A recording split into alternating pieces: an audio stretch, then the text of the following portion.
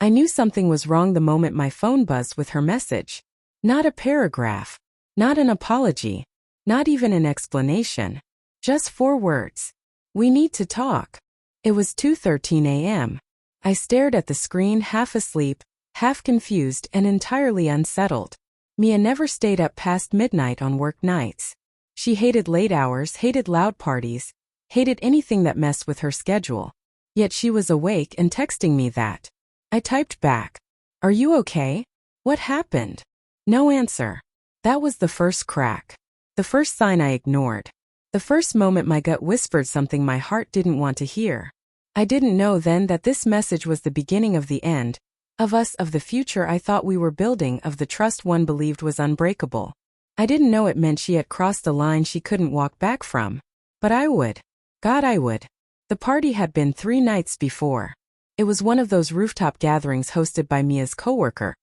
A mix of tech people, their friends, their partners, strangers pretending to be friends, and alcohol pretending to be confidence. I went because Mia asked, because she said it would mean a lot, because she liked when I supported her socially.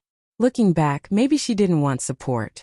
Maybe she wanted attention from someone else. I remember watching her walk ahead of me into the party, hair curled a little more than usual, dressed tighter than usual, the faint scent of vanilla and something sharper, maybe adrenaline. I brushed my hand against hers, and she slipped her fingers between mine, but without pressure, like holding hands was a habit she'd outgrown. Inside, everything was loud. Music. Laughter. Overlapping conversations. The kind of place where it was easy to lose someone, or let yourself be found by someone new. She introduced me to her coworkers. Most I'd met. One I hadn't. Evan. Tall. Half smile. Too confident for someone meeting a woman's boyfriend for the first time. He shook my hand with a smirk, like he already had a secret. I didn't like him. Couldn't tell why. Something in the way his eyes lingered on her shoulder 1 second too long. Something in how she laughed at a joke that wasn't funny. But I brushed it off. I wasn't the jealous type. And she wasn't the cheating type. Or so I believed. The night drifted. Drinks poured.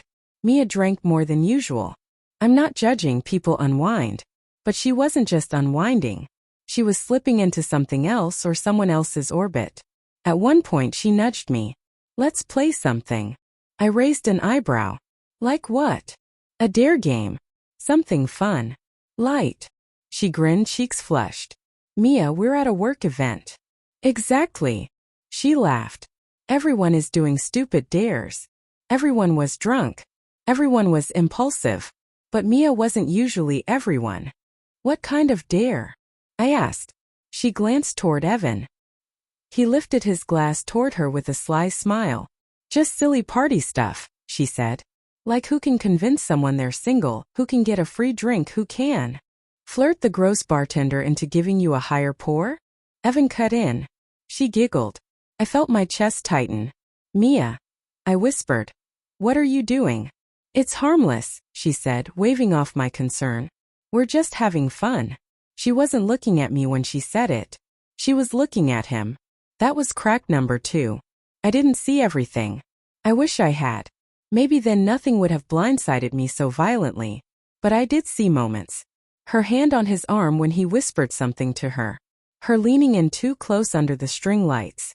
Her smile, God, that smile one she used to give me.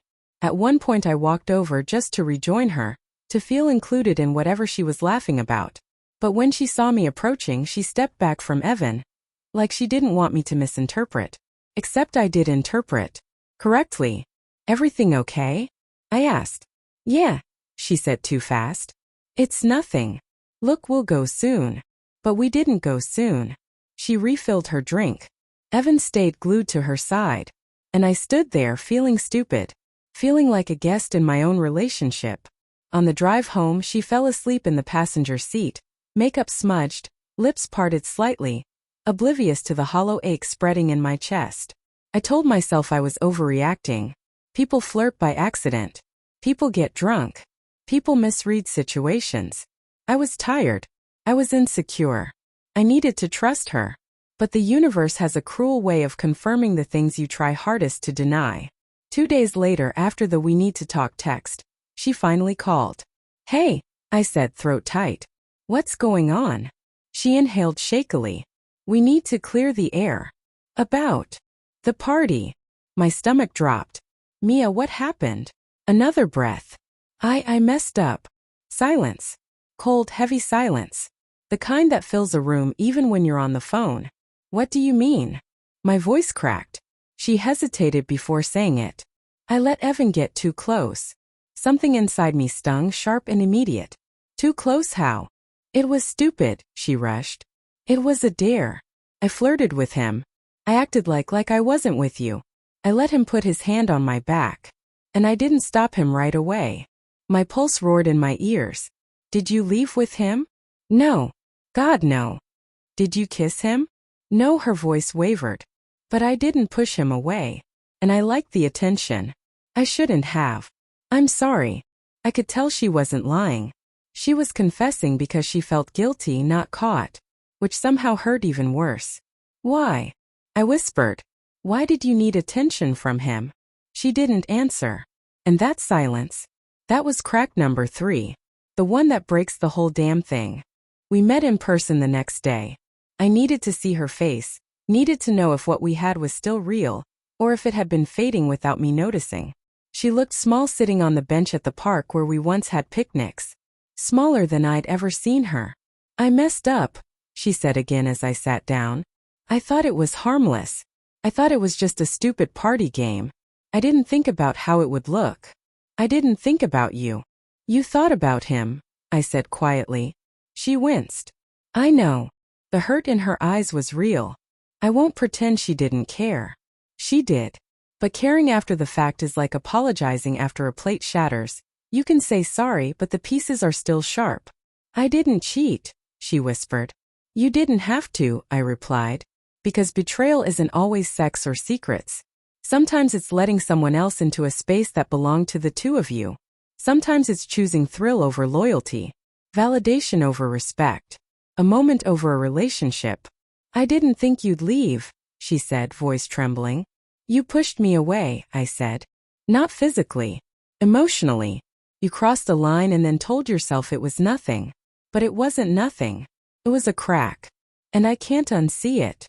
She began crying, covering her face with her hands. I'm sorry, she sobbed. Please, can we fix this? I'll block him. I'll quit that job. I'll do anything. I shook my head. I don't want you to quit your life to prove you're loyal. Loyalty should be the default, not a promise after damage. She opened her mouth, but no sound came out. I stood. The wind was cold. Or maybe that was just the moment. I loved you, I said. Maybe I still do. But love isn't enough when trust is gone. Her voice broke. So this is it? I paused. This is me choosing myself, I said. Something I haven't done in a long time. And then I walked away. Not fast. Not dramatic. Just steady. Each step hurt. Each step healed. Weeks later, I'd still replay little moments. Her laughing at his jokes. Her leaning into him. Her telling me it was harmless. Memories that used to warm me now stung like cold air on a cut. But there were good memories too, ones I didn't erase even if they hurt. Because she wasn't a villain. Just human. Flawed. Confused. Searching for something she should have been looking for with me, not him. People mess up. People make bad choices. People cross lines they later regret. But regret doesn't erase consequences. Some lines aren't meant to be crossed. And some relationships once cracked never fit the same again. I don't hate her. I don't want revenge. I don't want her to hurt. I just want peace. And piece by piece I'm finding it. In small routines. In quiet mornings. In knowing I walked away instead of clinging to something already broken. Maybe one day she'll forgive herself. Maybe one day I'll forget the ache of that night. But for now, I breathe. I heal. I move forward. Because when someone lets another person get too close, you learn how far you're willing to step back. And sometimes stepping back is how you save yourself.